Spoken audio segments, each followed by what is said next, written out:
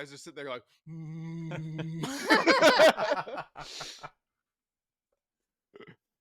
How much of that story made it live? We don't know yet. Did not. It did not. I just saw it. It did not make it live, thankfully. Aww. If we would have saw her eyes cross, like, then we would have known. I didn't need to delay the show for 5 minutes. Right. Doogie Forever says Borderlands 4 looks awesome. Was that today? That showcase today? I don't know. You're the one in charge of the news. I was busy working. She controls information. All the information must go through me first. Howdy, everybody.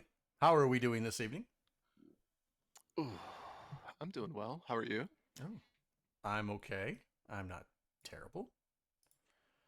I am gaseous tonight, so Ooh, okay. we might have a repeat of that one episode where you heard me fart and then called me out for it. So yeah, we'll see how that goes.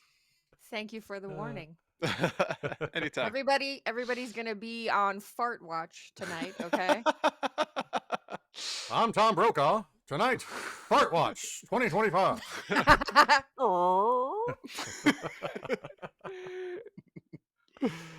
All right, on that note, welcome to Gamers Week podcast. Like the name says, we analyze the best, the worst, and the weirdest headlines of the past week of the video game industry. This is episode 163, and today is Wednesday, April 30th, 2025. My name is Ryan, aka retrogamebrews, and I will be your host for this evening. But I have two fantastic co-hosts with me. First one is a man who has recently been named a shot caller for his local street game, the Tyler 2s, under the alias Fanny Pack Pacino. Donnie, how you doing today? I am just starting out, but I want to be a high-ranking official. I'm not sure what it takes yet, but I'm willing to put in the work. Hear that, folks? He's willing to put in the work. Take that as you will. I don't know what it means. But you're committed because it's been recorded. I've said a lot of things on recording that I've just kind of backed out on. So they call me liar, Game Brews. That's the liar right there. All right, next up is a woman whose motto is "fuck them kids" and is willing to sacrifice your children if she has to come between them and her if a live cobra is present. Blue Williams. Blue, how you doing today? All those parents were perfectly fine with their kids sitting that close. I don't see why it's my fault if I'm just taking advantage of the seating arrangement. That's all. I just feel like if we were all chasing or being chased by a bear, I would get tripped by you and you would go, "Oh, sorry." If I saved the rest of the group, would I not be a hero? No, you killed me. But if I saved like 15 other people? Yes. Some odds. Fair enough. Well, it's like those the Red Bull commercials where the one antelope drinks the Red Bull and he's like, "Oh, like you just have to keep you have to be faster." It's like, "No, I don't have to be faster. I just have to be faster than you." Drinks the Red Bull and takes off and like, "Oh shit." He's not wrong. I mean, it's the train track conundrum. The trolley problem. The trolley problem. Okay, yeah. Yep. Yeah. See, it's just that. What's the trolley problem? So it's a philosophical mind experiment, right? So let's say you are sitting at the track switcher, right, of a trolley that's barreling down the tracks. Oh, this one. One of them has one person who's tied to it. The other one has several people. You can only flip it one way. Right.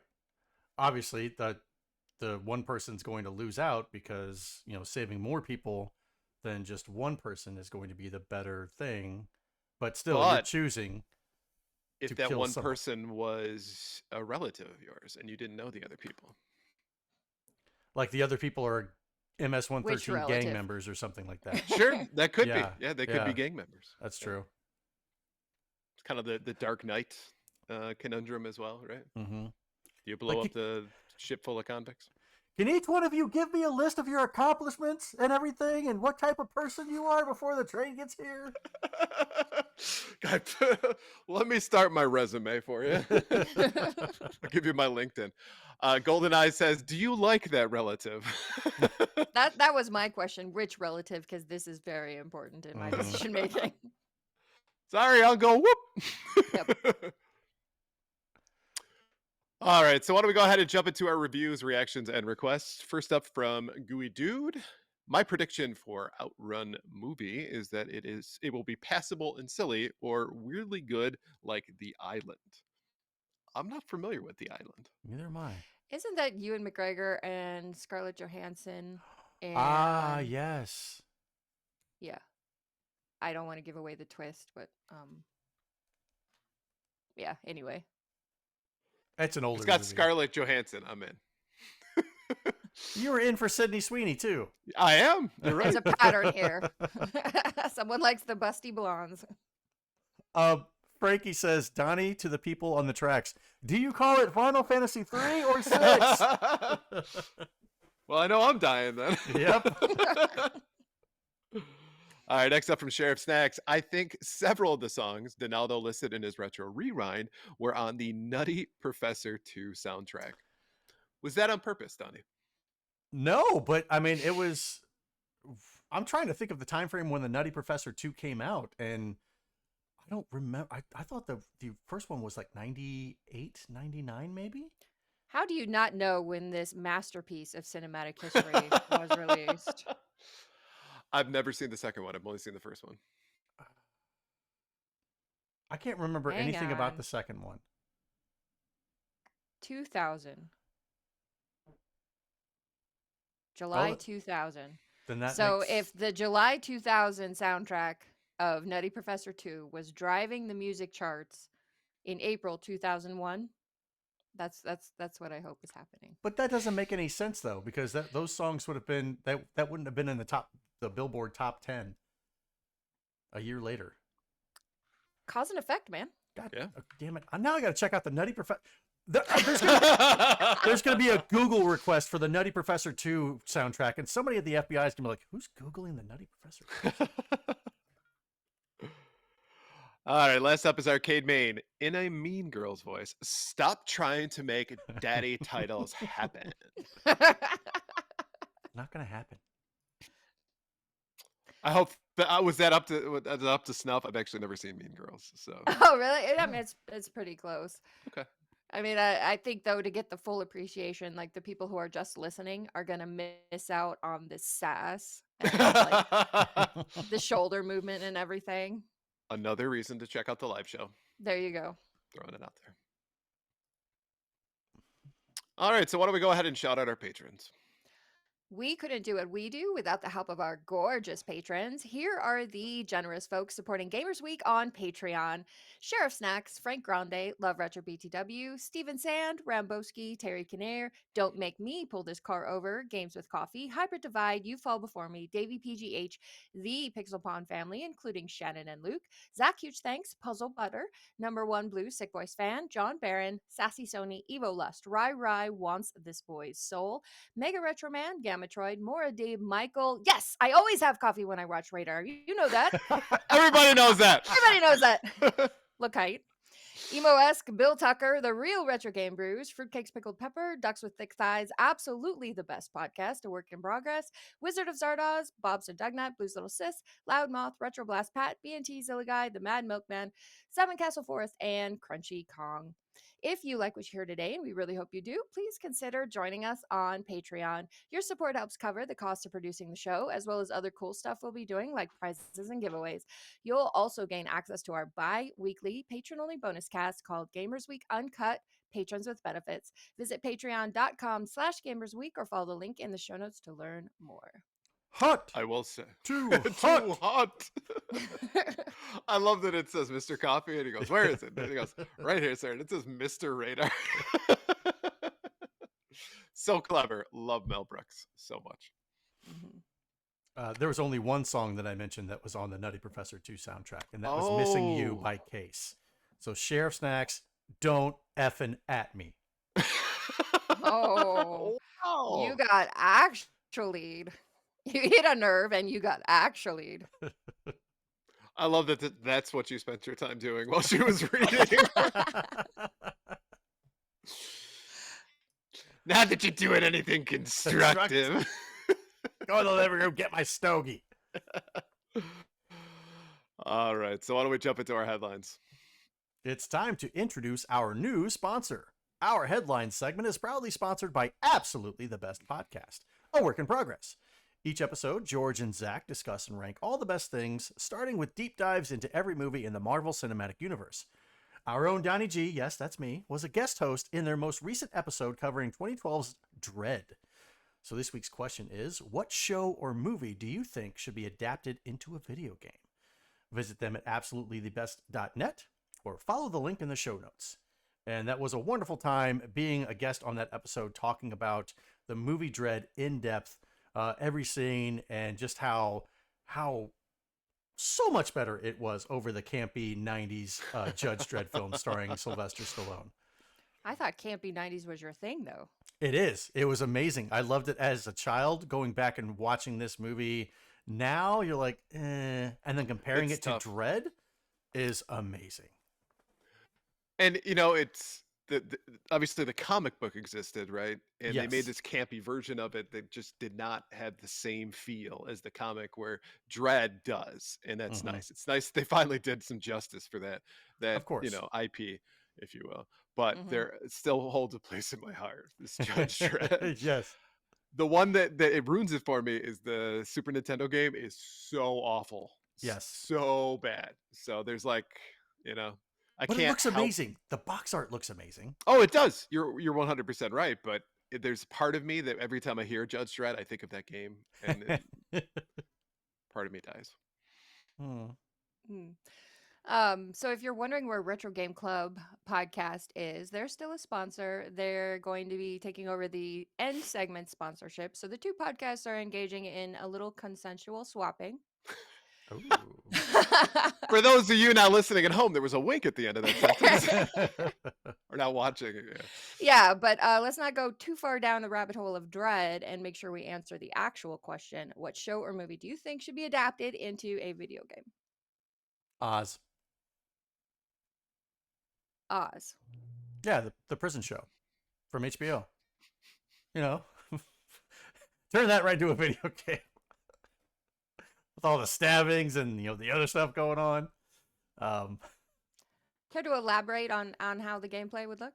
I don't know, man. Just it's a political game. It's a choose your own adventure. Maybe you make decisions whether or not you want to help this guy out with killing this other person, and maybe you get rewarded with a lifetime of commissary, and maybe you get rewarded with a lifetime of something else. I don't know. Yeah, Okay. just a guess. I may need to check out the beta footage or something, before I'm not sold. I'm not sold. I'm gonna go with Castaway. I think that would be a nice little cozy game that you could play, right? Okay. Ooh, like a point and Spend some- click. No, but more like a Animal Crossing kind of thing, right? You're on your own island, like you're hunting for stuff, right? There's Wilson, he's there, he's like, you start having hallucinations, and then at the end of the game, you have to reacclimate to society. Ah. Does it include the at-home dentistry? It does, actually. That's a mini game.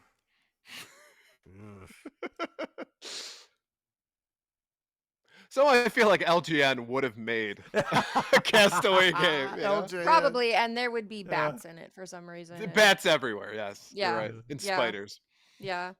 Tekken85 says, back when I first started listening, I argued with RGB that Dread was actually good. Then I replayed it and had to admit to him that he was right. And there's nothing wrong with admitting when you're wrong. Mhm. It's that growth as a person, that maturity that makes everything better. Doogie Forever says Donnie's Oz game would be Bully, but in jail. Pretty It's much. not bad. It's pretty spot on. Yeah.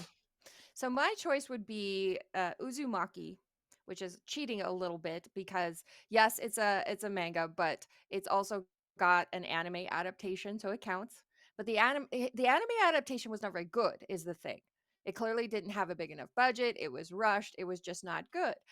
And so I think it would be the perfect adaptation for a video game, because think about the set pieces, think about the enemies that you could do, the crazy design, think about it would be like the perfect scenario for a sanity meter. It would be an amazing game if it was done right. Hmm. I'm gonna agree with you because I have no idea what this is about. Yeah, me too. Okay, I'm not surprised, but And I'm not surprised you picked something with a Japanese title that none of us would know. the listeners will know. Some of the listeners will know, She's cultured. and they will We are agree not. with me. Yes. So. All right, so comment on Twitter when we announce this on Friday. You know what she's talking about. Do you know what she's talking about? If you know, you know. There. All right. So with this week's headlines, first up is Nintendo's delayed Switch 2 pre-orders finally kicked off in the US at 12 a.m. Eastern Time on Thursday, April 24th at Best Buy, Target, and Walmart. And surprisingly, absolutely no one. Everything went to hell almost. Oh, got it. And surprising to absolutely no one, everything went to hell almost immediately. Target seemed to open first, but users ran into issues at the checkout screen, like being asked to update addresses that were already on the account or the site somehow losing payment details. Some users who did appear to get Target orders reported that they were later canceled. Meanwhile, Walmart's plan was to create a virtual queue for hopeful customers to file into, which at first seemed like the most efficient route. However, the virtual queue didn't assign anyone a number, at least not one that they could see, and the experience turned into a hurry up and wait situation. Best Buy pre-orders opened half an hour late with no announcement or explanation given. Best Buy also used a virtual queue system, and it too did not designate a number to each customer's spot in line. So there was no way of knowing how close you were to checking out. Users at both Best Buy and Walmart reported similar issues of getting items into their carts, but being unable to check out to various errors and slowdowns. The pre-order problem following Nintendo president Shantaro Fukukawa issuing a simple supply warning in Japan on Wednesday. Nintendo also announced this week that invitations to its direct sales in the US might not be available to everyone ahead of launch. Yikes. So this is the world we live in. Like the whole night during the pre-orders, I had that gif in my head from Back to the Future where Biff is like, there's something very familiar about all this. But yeah, it was actually, I thought pre-order night was pretty fun. We had in our Discord, everybody who was trying to get a pre-order was together in the Discord. We were chatting who was trying what, who was getting successful. I actually secured a pre-order and it was pretty easy. I had tabs open in Best Buy and Target and Walmart. And then when it went live, Target crashed within 1 second. And Best Buy, of course, at the time we didn't know why the site wasn't up, but it ended up going live half hour late. And then Walmart said you are in line to purchase a Switch, and your estimated wait time is 7 minutes. And I'm thinking 7 minutes is going to be way too late. They're all going to be sold out. But I kept trying with Target, I kept trying with Best Buy, and then Walmart kind of very quietly in the background said, "Okay, it's your turn. Would you like a Switch?" And I was like, "Yes, please. I would like a Switch." And checked out, and it was great. I got my Switch within 10 minutes of the pre-orders going live, and then I was able to sit there and keep everybody else company. Within the 2 hours, like everybody everybody had real problems getting through to Target and Best Buy, and joining the Walmart lines very late and having to wait a long time. But within 2 hours of pre-orders going live, I think all but one person in our Discord had managed to get one who wanted one. So I just don't understand how this wasn't better planned. They knew it was coming. I don't know. I guess we learned nothing from the pandemic and You PlayStation and know, Xbox dropping. right? And you're going to get a lot of traffic. I mean, kudos to Walmart for having a queue that actually lived up to expectations, but still a lot of people I think ran into problems. Best Buy opening up 30 minutes late for no reason, right? And Mm-hmm. I'm picturing like the behind the scenes portion of that. It's like, are we Yeah. ready? And they're like, yeah, we're ready. And like, oh wait, we forgot about this one thing. And then everyone goes, oh my god, Yeah. we're gonna be loud. They're just like, just hit the button, just hit the fucking button. And then it popped up 30 minutes, later. And imagine 29 minutes in, you give up on Best Buy and you go to bed. You find out 1 minute later you could have gotten your Right. Switch. Yeah. This is exactly like Netflix, what they experienced with the Tyson fight. Like, oh yeah, we're ready to handle something like this of this magnitude. Right. Yeah, that's no problem. We can do this. Yeah, we beefed up our infrastructure. We've done all this stuff, and next thing you know, it goes live and everything goes to shit. And you were really unprepared just to how many people were actually going to get to your site to watch this fight, and it just It's completely actually sank it. a perfect analogy, Donnie, on that one, right? Um, Walmart, Target, Best Buy all have the capability to host that many users at once. Let's be honest, right?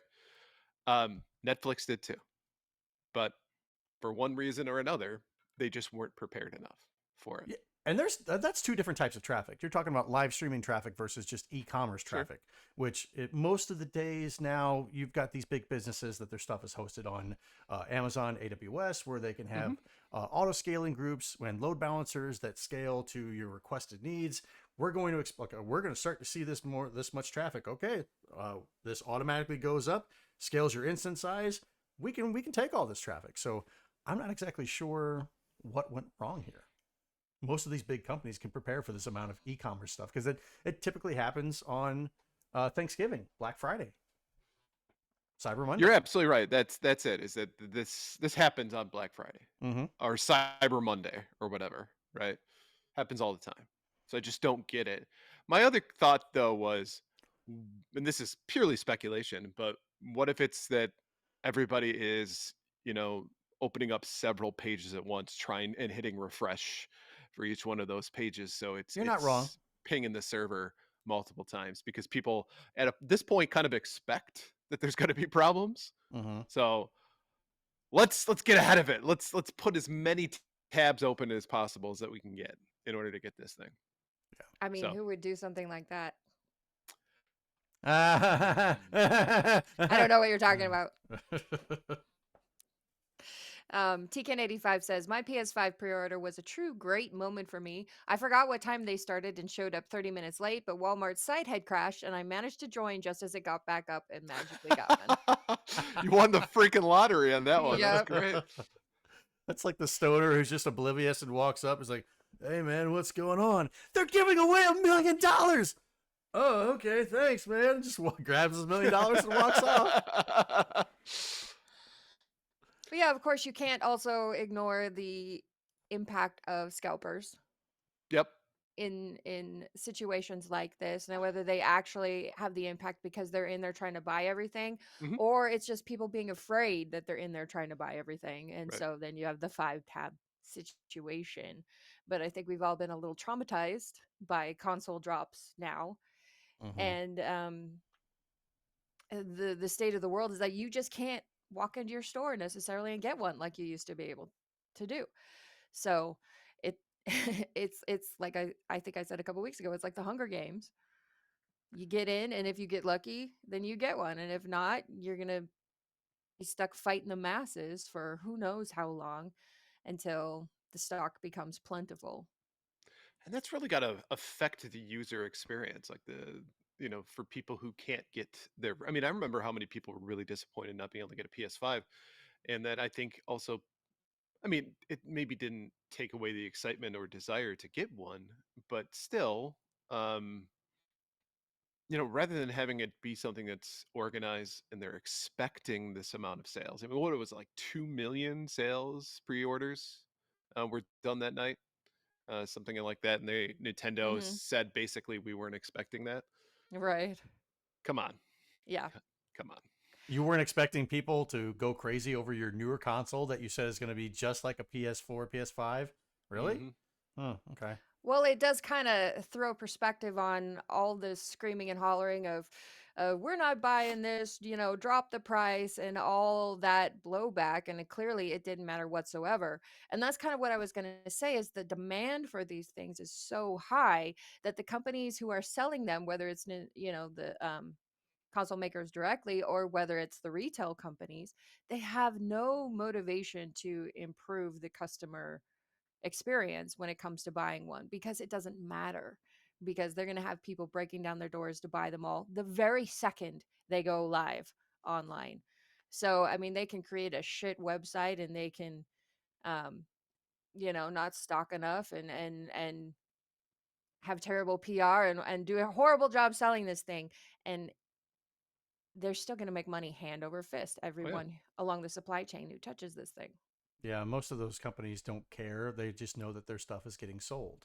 So Mhm. my question was going to be, do you believe that we might go back to something such as in-store pickups or in-store purchases, um, and like midnight releases and whatnot? And I don't think that we will, simply because, like I said, the stores, they don't care how their stuff is getting purchased. They don't care if a scalper is buying 10 of them. They just know that they're making Right. money. So Well, while let's it's be honest. Oh, God, sorry. while it's unfair to everybody else, for the corporations and the companies, they don't care. Yeah. And most of these retail stores don't want to sell things retail. They would much rather sell it online. It's a lot easier for them. They control it from a large hub logistically. They just ship it out to you at your house. Makes it a lot easier for them. So it's why continue to push retail sales when it's just not a moneymaker for them in the end, But then they're which losing money sucks. for the building and the electricity and all that stuff and whatnot. But I would kind of disagree with you on that because of all the stuff that they do have in the store that Mhm. people don't think of. You go to the store and you're like, oh, I'm going to pick up my PS5. Well, we're going to take you all the way back to electronics in the back of the store. Mhm. So you get it, and as you're walking out, oh, I didn't realize I needed this. Okay, let me pick this up. Oh, hey, I didn't realize I needed that. So I think you still have to have those brick and mortar stores to be able to do that, to push those items that you may or may not have somebody thinking about while they're sitting at a computer saying, do I really need this? Do I know that I need this? Or do I know that I don't need this? Yeah. But they're not going to turn down online sales No, not in at the all. hopes that they can put one in a store No. and maybe sell a couple pairs of socks along with the PS5. They're not going to do that. So that is a great point, but it's not going to happen for 2-3 years until enough people have them that the demand has gone down. Right. But also, you run into that with online is that the availability is bigger for them too. So if you buy the Switch and the Pro controller together, they may not have both of those at the store. So you may hold off on that. Yeah. So it's almost like that's their version of the impulse buy, right? You Mm-hmm. walk in through the aisles rather than getting socks, you're getting a Pro controller.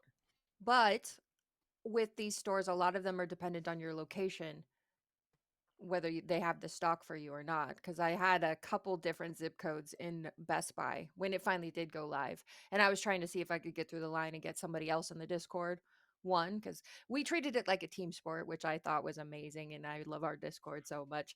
No, pretty much everybody stuck through to the end until just about everybody had one. But um, I put in the wrong zip code initially, and Best Buy said, "We're out of stock." And then I put in my correct zip code and they said, "You're in line, please wait." And so, Oh, okay. yeah, it does depend where you are.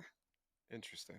So if you live in the middle of nowhere, like Blue, um, She still you might got get one by one. living in the middle Yeah, of yeah, nowhere. she Yeah, definitely did. I'm not complaining right now. And if you haven't been sold on becoming a patron and joining our Discord, I think this did it.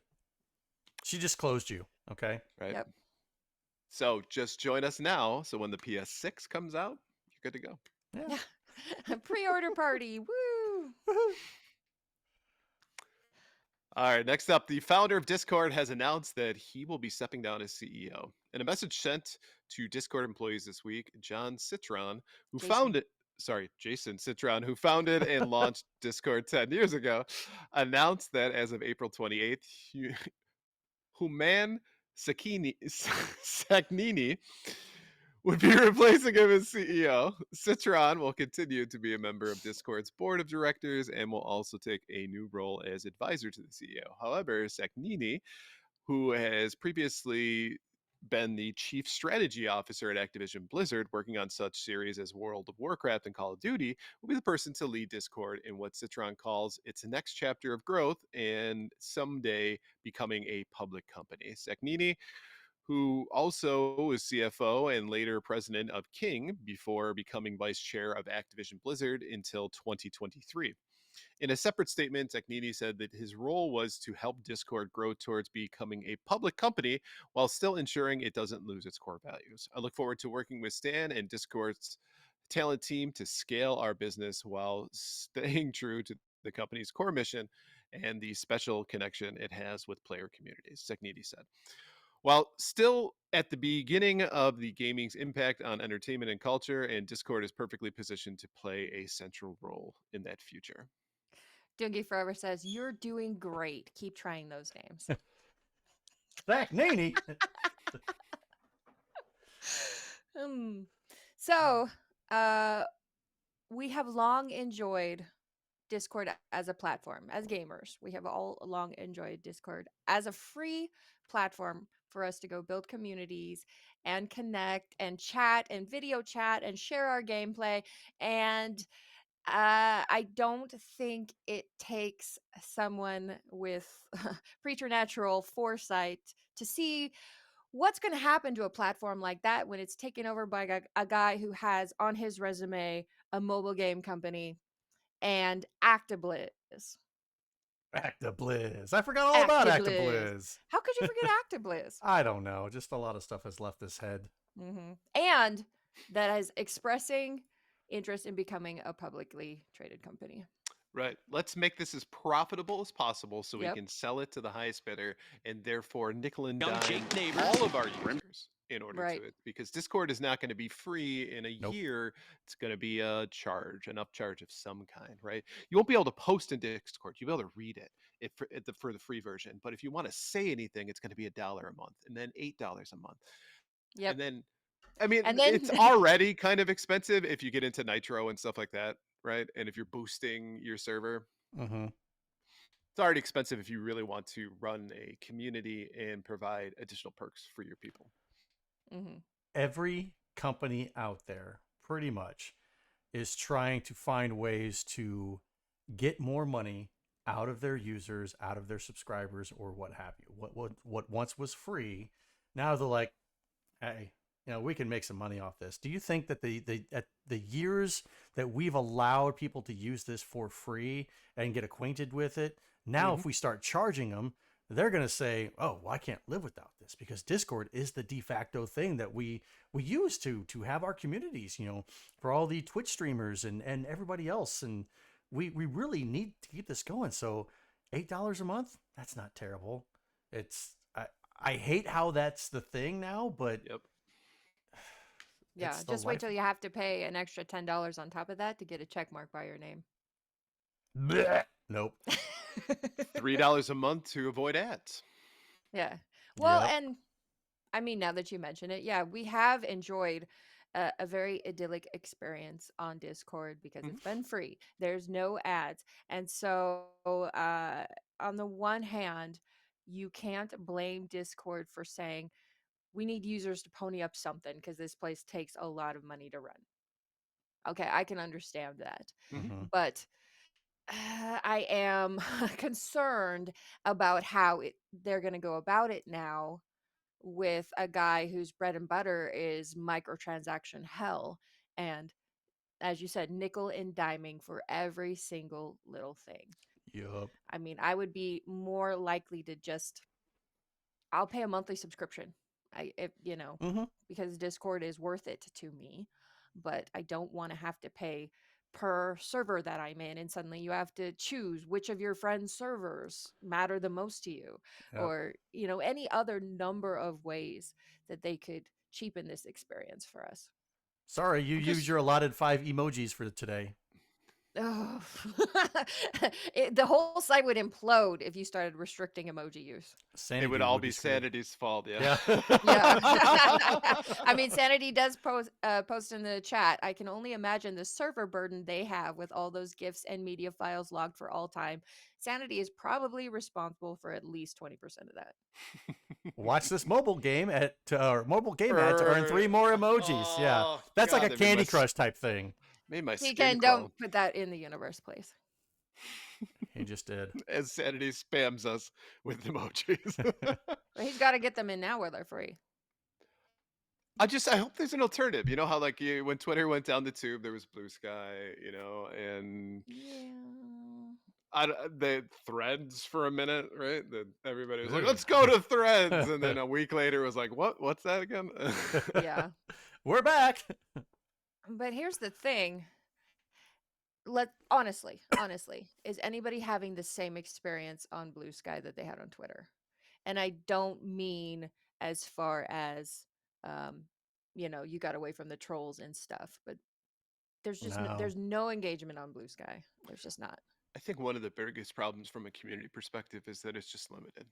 For example, no group chats. You can't post GIFs or emojis or react to things in DMs. So that's a big part Mhm. of it. That's, I think, one of the few reasons that I still use Twitter is to interact with people privately in that way, right? Yeah. So, because again, if Blue Sky had that down pat, I would probably just use Blue Sky for that. But again, it's just not up to snuff. Yeah. So And what we're sacrificing is not to go down a rabbit hole of Blue Sky, but just to say that the alternatives may pop up, but they're usually not as good. mhm. Tiki85 said, didn't Twitter just announce that DMs are going away? Did they? They did. They did. What? Yeah, Elon got caught propositioning baby mamas, and now DMs are going away. Oh, because just sell the company already. Just Jesus Christ. I heard that Tesla is seeking, or the board for Tesla is seeking a new CEO. So Really? Mhm. Okay. Thank you. Good. People give what they fucking deserve. Well, don't buy a Tesla yet because he still owns like 51% I'm of the not stock. never buying so. a Tesla. No. Even if I could afford it. Yeah. No thanks. I'd No, rather buy thank a 91 Honda Civic than buy a Tesla. Or like 2091 Honda Yeah, Civics. yeah, because those are beasts. Those are meant to last. Yep. Yeah, but I And think in every color. there's examples of that across the board, though, of bad alternatives, right? So things that didn't work. So with Threads, Kick, Oh yeah. even YouTube Yeah. couldn't figure it out, how to do it very well. Yeah. Yeah. So it's wishful thinking, I think, for me at least. But knowing this is going to happen, maybe we start a Discord alternative. Donnie, you're a network guy. No, don't do that bullshit. That's coding, that's developing, that's not me. Sorry. You got a year to learn. All right. Unfortunately, Layoff Fest 2025 continues as yesterday. EA announced that it is cutting 300 to 400 jobs in service of driving future growth. The majority of the cuts will affect EA's experience team, which typically serves to support players in customer service, fan care, and marketing, although other EA departments saw reductions as well. Roughly 100 layoffs are coming from EA's own studio Respawn, specifically the Apex Legend and Star Wars Jedi teams. This is accompanied by the announcement the studio is canceling 2 early-stage incubation projects, one of which was reported to be an extraction shooter set in the Titanfall universe, codenamed R7. These decisions aren't easy, and we are deeply grateful to every team member affected. Their creativity and contributions have helped build Respawn into what it is today. The statement added, confirming the company was offering meaningful support to those impacted, including exploring new opportunities with EA. The post closed on thanking everyone who has been a part of its journey, past, present, and future, adding, "We carry your legacy with us in everything we create."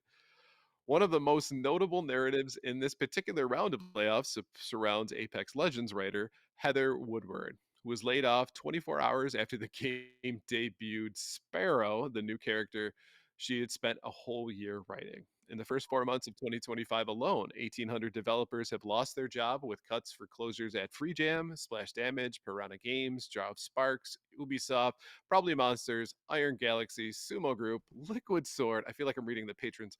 NetEase Games, Post Interactive, Night School Studios, Striking Distance, Until Dawn remake developers, Ballistic Moon, and most recently, Eidos Montreal, Playside, AppLovin, Neural, and Reality Labs. I didn't hear a bitches leave in there.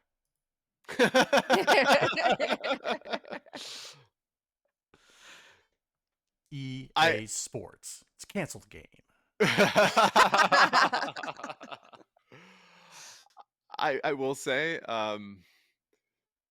part of the journey, past, present, and future, we carry your legacy in everything that we do. Like, if I'm getting laid off, I don't fucking care. Yeah. Great. Well, Congratulations. yeah, it's hilarious because literally we carry your legacy with us and everything we create, which is code for we're going to take your work and then lay you off, and we're going to continue with the work that you did for us, and we're going to make the money while you're getting food stamps and looking for new jobs.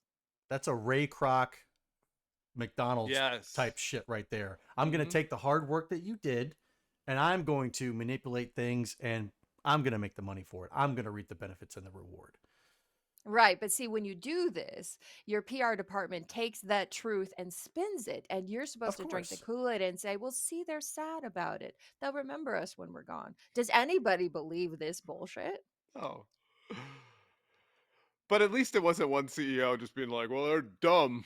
That's why we laid them off. Like, we've heard a bunch do that in like the last year. So True. kudos to their PR team. Sort of. Right. We'll give you a D. Right. It does seem like, because the last 2-3 years, we've been covering layoffs as they happen, and it does seem like the flavor of the layoff announcements has changed over time. Where it used to be, oh, we've laid off some underperforming groups or some redundancies, and now it's like, oh, these are hard decisions. We love our developers, blah blah blah. Like, they've learned from the bad response to the previous layoffs, and now they're just trying a different spin on it to see if people could feel sorry possibly for poor EA. Yeah. Because we feel sorry for them, feel sorry for us by proxy. Right. We're just as affected by this as you are. Yeah. We're family here. So this is like us losing part of our family. But I'm still going to buy this. Bite a lobster. Yeah, exactly. Right. Oh, it's so good and buttery. TKN85 says, I once heard a C-level executive defend layoffs and then talk about where he summered as a child in the same meeting. And that is when my corporate soul fully died. You know you're rich when you talk about where you summered. That reminds me of the movie. Oh, Jesus. It was I Like the Stock. Deep Kitty with the GameStop thing. If you haven't seen that movie, it was on Netflix. I can't remember the name of the movie, but I know what you're talking about. Yeah. I've seen previews for it, but I have not actually.